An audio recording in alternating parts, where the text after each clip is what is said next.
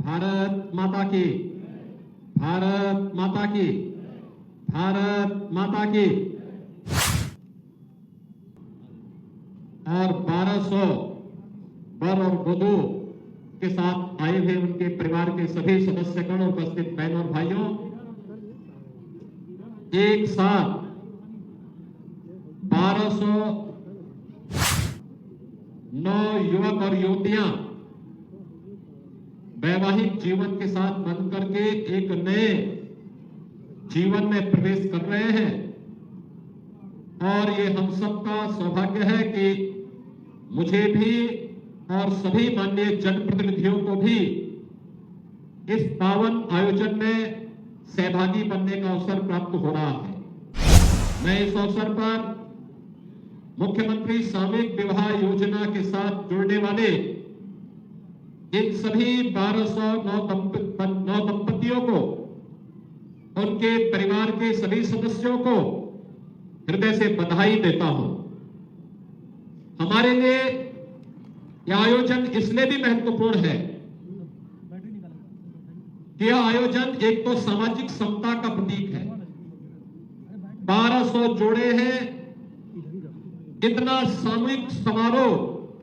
एक मेला जैसा आयोजन है, उत्सव जैसा आयोजन है, लेकिन कोई बंधन नहीं, न जाति का बंधन है, न क्षेत्र का है, न भाषा का है,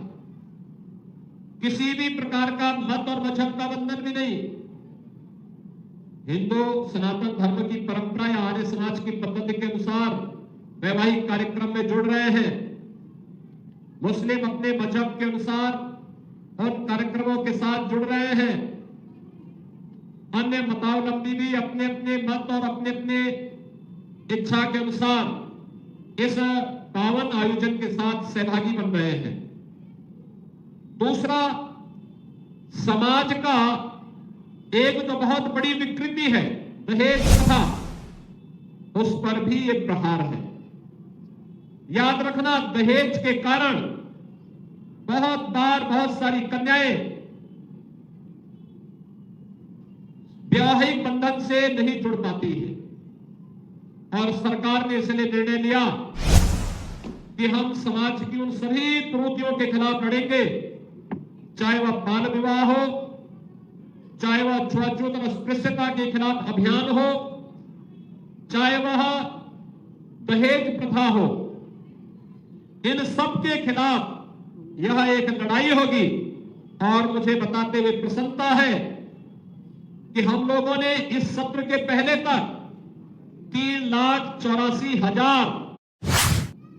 9 दंपतियों को पिछले 7 वर्ष के अंदर मुख्यमंत्री सामूहिक विवाह योजना के साथ जोड़ने में सफलता प्राप्त की। और जब सत्र संपन्न होगा तो मान करके चलिए कि यह संख्या 4 लाख की संख्या पूरी कर चुकी है। 4 लाख 9 दंपति वैवाहिक बंधन के कार्यक्रम के साथ जुड़ चुके होंगे। यानी मान करके चलिए कि 4 लाख विवाह ऐसे हैं जिन्होंने दहेज नहीं लिया है, दहेज नहीं दिया है, बल्कि समाज के सामने एक आदर्श प्रस्तुत किया है कि नहीं, हम किसी भी सामाजिक उस विकृति के खिलाफ लड़ेंगे जो समाज में किसी भी प्रकार की विसंगति को जन्म देता हो। और मैं धन्यवाद दूंगा और अभिनंदन भी करूंगा इन सभी युवा दंपतियों को जिन्होंने यह साहसिक कदम उठाया कि नहीं, मुख्यमंत्री सामूहिक विवाह की योजना के साथ जुड़ेंगे। उनके माँ बाप जुड़े, वे स्वयं जुड़ रहे हैं और आज एक कार्यक्रम यहां पे संपन्न हो रहा है। बहनों और भाइयों, एक तरफ दहेज की प्रथा पर प्रहार है और दूसरी तरफ यह भी प्रयास कि एक साथ मिलकर के इस उत्सव का हिस्सा बन जाना। अब याद करिए, अगर आपका विवाह घर में होता तो संभवतः न मैं आ पाता, न यहां के मंच पर बैठे हुए इतने सारे जनप्रतिनिधि ही वहां आ पाते, इतना बड़ा समुदाय भी नहीं आ सकता था। मुझे लगता है ये मंच पर बैठे हुए जनप्रतिनिधि पछता रहे होंगे कि अगर इनका विवाह भी सामूहिक विवाह योजना के साथ जुड़ा होता तो इतनी भारी बारात और इतने भारी सारे लोग इस कार्यक्रम के साथ जुड़े होते तो ये भी फोटो दिखा सकते थे कि देखिए हमारे विवाह में इतने लोग आए। इन लोगों को ये सौभाग्य नहीं मिला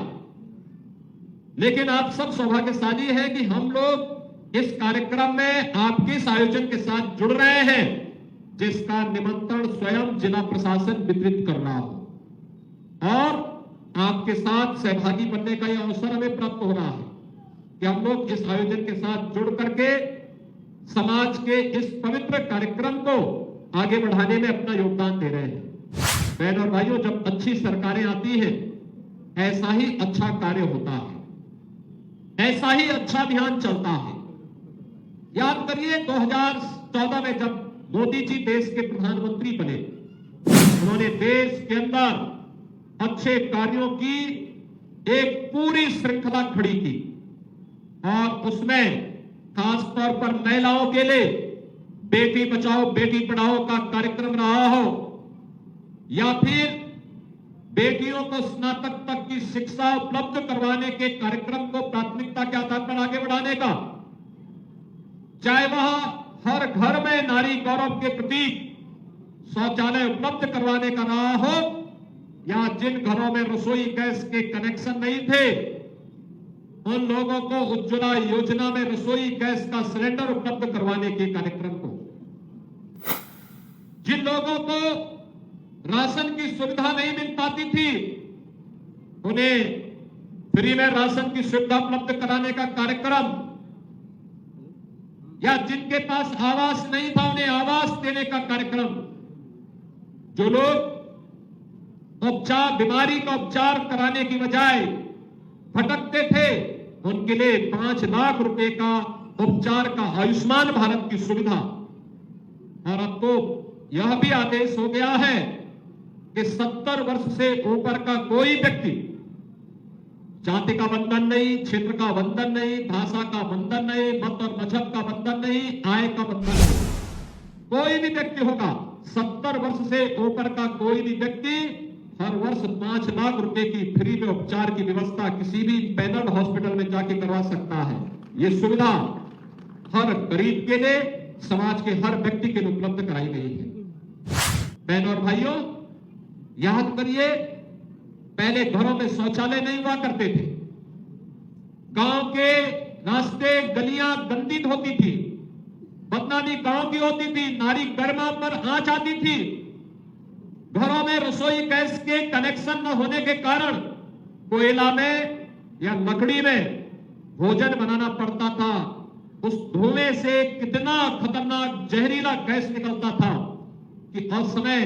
आंखें भी खराब होती थी और साथ फेफड़े भी खराब होते थे।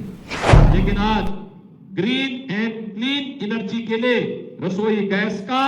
एक सिलेंडर हर घर में है और सरकार ने यह भी तय किया है कि हर दीपावली और होली के अवसर पर सभी कार्यक्रम इसी भाव के साथ आगे बढ़ाने के लिए किए गए हैं। और आज